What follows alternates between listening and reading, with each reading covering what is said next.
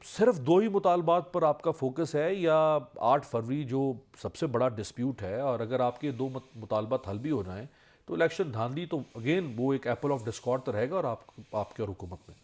بے شک آپ بالکل ٹھیک طرح پن پوائنٹ کیا، اور جو بیرسٹر گوہر صاحب کی آپ نے بات کا حوالہ دیا، چیزیں اسی طرح سے دیکھیں، یہ تو ایک ہے کہ ایک سٹارٹر ہے کہ آپ ٹیبل پہ بیٹھے ہیں ایک بیسک پوائنٹس لے کے، اور اس پہ اگری اپون ہو جاتا ہے تو باتیں آگے چلیں گی۔ دیکھیں ایک بہت بڑا پلیٹ فارم ہے، اس کو اس طرح سے نہ دیکھا جائے کہ یہ کوئی پی ٹی آئی اور نون لیگ کے درمیان مذاکرات ہو رہے ہیں۔ بنیادی طور پہ یہ جمہوریت کے لیے سپیس کریٹ کرنے کے لیے مذاکرات ہیں، جو انٹرسٹنگ۔ بیسیکلی جو ہماری سیاست کارنر ہو گئی ہے، جو بیسیکلی ایوان کے اندر سیاست ہونی چاہیے تھی، جو کہ کچھ وجوہات کی وجہ سے ایوان سے باہر چلی گئی، وہ سپیس واپس لانے کی لڑائی ہے۔ اور اگر پولیٹیکل پارٹی سمجھدار ہوں، وہ آپس میں بیٹھ کے اس فورم پہ طے کر سکتے ہیں کہ اگلے الیکشنز کب ہوں گے، کس طرح سے ہوں گے، ان کا معیار کیا ہوگا، اور جس طرح سے اب چیف الیکشن کمشنر کی تعیناتی، یہ سارے ایشوز آن کارڈ ہیں۔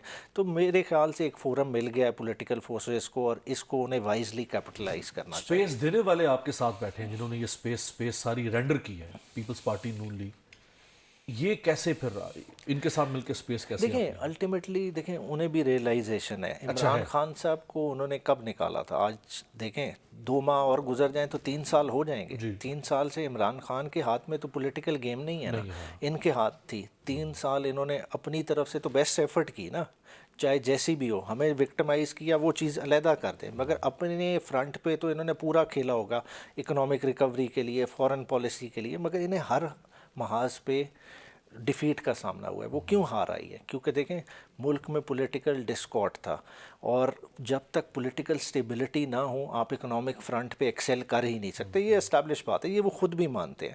تو اب ایک موقع ہے کہ اگر پاکستان کو واقعی اڑان دینی ہے، دیکھیں آپ نے اڑان پاکستان پروجیکٹ تو اناؤنس کر دیا، مگر وہ خواہشات ہیں، خواہشات کو عملی جامہ کیسے پہنانا ہے؟ جب تک ان خواہشات کو پر نہیں دیں گے، وہ پر اسی صورت میں آ سکتے ہیں کہ جب پوری عوام آپ کے پیچھے کھڑی ہو۔ 8 فروری کا الیکشن کوئی چھوٹا الیکشن نہیں تھا، بیسیکلی اس میں آپ نے خالی طریقے انصاف کا نقصان نہیں کیا، آپ نے اس ووٹر بیس کو ایلینیٹ کیا، اس کا جمہوریت سے اعتماد اٹھ گیا، جس کا ووٹ تھا اس کا ووٹ کاؤنٹ نہیں ہوا۔ اگر فارم 45 اس کے ہاتھ میں ہے، اسے پتہ ہے میں نے جس کو ووٹ دیا تھا اس کے اتنے ووٹ تھے، مگر وہ آج ایوان میں نہیں بیٹھا۔ اگر اس کو ہو کہ میں صبح اٹھ کے جا رہا ہوں، لائن میں لگا ہوا ہوں 8 گھنٹے پولنگ سٹیشن پہ، اور اس کے بعد میرا ووٹ چوری ہونا ہے۔ چوری ہونا ہے تو وہ پھر سسٹم کا تو حصہ نہیں رہا نا۔ تو اس لیے ہم خود اپنے لوگوں کو ایلینیٹ کریں، مگر یہ موقع ہے کہ ہم سب کو واپس اپنے فولڈ میں لا لیکن اس سکتے کے ہیں۔ تو دیکھیں نا 2 لٹمس ٹیسٹ ہو سکتے تھے۔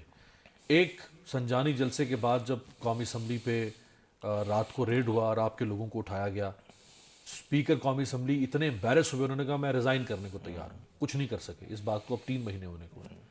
اور جو ابھی اعجاز چودھری کے پروٹیکشن آرڈر پر چیئرمین سینٹ کی بے بسی ہم دیکھ رہے ہیں، تو یہ تو لٹمس ٹیسٹ تھا نا، یہاں سے آپ تھوڑی سی جان پکڑ سکتی تھی پارلیمنٹ وہ تو۔ دیکھیں فرق کی یہی ہے، دیکھیں میں نے فلور آف دا ہاؤس پہ بھی یہی بات کی تھی کہ ہمارے اسپیکر صاحب پہ وہ مولوی تمیز الدین موومنٹ تھی۔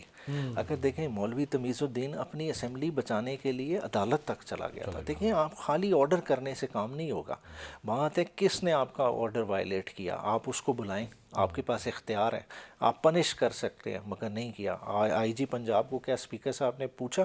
کمیٹی تو بن گئی، آگے کیا ہوا؟ وہ تو بات ہے مٹی ڈال سرد دی اس خانے میں چلا گیا نا۔ اب اعجاز چودھری صاحب والے معاملے میں دیکھ لیں، ایک آپ کا سینیٹر ہے، دیکھیں سینیٹر ایک فکس ٹرم کے لیے آتا ہے، وہ پورے پنجاب کا سینیٹر ہے، وہ کوئی لاہور کا نہیں ہے، اسپیسیفک ایریا کا چھ نہیں ہے۔ سال میں سے تو پونے 2 سال بھی جانے اس کے کے جیل میں گئے جیل تھے میں آپ۔ گزر گئے، اور جیل میں چلے گزر جاتے، بات ہے اجلاس میں تو آتا نا، آپ نے اسے صدر کا ووٹ کاسٹ کرنے دیا نا، چیئرمین سینیٹ کا، نہ ڈپٹی چیئرمین سینیٹ نہ کا، نہ آئینی بجٹ ترمیم۔ میں، اور آئینی ترمیم۔ تو مطلب پھر دیکھیں آپ نے اس کے حق کی بھی وائلیشن کی، اور عوام جنہیں وہ ریپرزینٹ کر رہے اس کی بھی وائلیشن کی۔ تو دیکھیں نا اتنی کمزوری، اور وہ بھی پیپلز پارٹی، یہ وہی پیپلز پارٹی ہے جو سب سے کانسٹیٹیوشنلزم، ڈیموکریسی، چلے نون لیگ تو یہ اتنے بڑے دعوے کرتی نہیں تھی نا، پیپلز پارٹی سینٹ میں سرنڈر کر چکی ہے، قومی اسمبلی میں نون لیگ سرنڈر کر چکی ہے۔ دیکھیں پیپلز پارٹی اپنی اساس سے بالکل ہٹ گئی، جس چیز کے لیے وہ کرتے تھے، دیکھیں انہوں نے بھی نون لیگ کی طرح میکسیمم کمپرومائزز کیے ہیں۔ دیکھیں جب تک عزیر بلوچ ہے تو پیپلز پارٹی اسی طرح ہی کھیلے گی، ان کا کٹھا چٹھا عزیر بلوچ کے ہاتھ میں ہے، تو وہ طوطے میں جان ہے۔ بالکل انہوں نے ان سے وہاں سے پکڑا ہوا ہے، تو کوئی بھی نہیں ہل سکتا۔ اگر 14 شوگر ملیں کہ قبضے اگر عزیر بلوچ دلا سکتا ہے، اگر زمینیں ان کی وہ بنوا سکتا ہے، ایکسٹورشن پیسہ وہ اکٹھا کر کے دے سکتے ہیں تو پھر کدھر آپ کے نظریات رہتے ہیں؟ سو آپ نے انٹرسٹنگ بات کی ہے کہ اس مذاکراتی فورم کو صرف ان 2-3 ایشوز کی حد تک نہیں، اگر چاہے پارلیمنٹ اور پارلیمنٹری پارٹیز تو وہ اس کو ایک براڈر ڈائلاگ فورم میں تبدیل کر سکتے ہیں. اور کرنا چاہیے بھی، کیونکہ دیکھیں اگر نہیں کریں گے تو ہم سیلفش ہوئیں گے.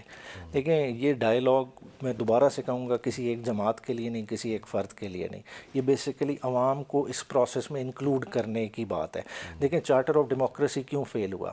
وہ بنیادی طور پہ ان جماعتوں کا ایگریمنٹ تھا، اس کا عوام سے لینا دینا نہیں تھا. جب ان پارٹیز کو ڈکٹیٹرشپ نے دھکے دے کے لندن بٹھا دیا، وہ ایک مجبوری کے تحت اس ٹیبل میں بیٹھے، اس میں عوام کا ایجنڈا نہیں تھا. آج ان کے پاس اپرچونٹی ہے کہ عوام کے ایجنڈے کو آن ٹیبل لائیں.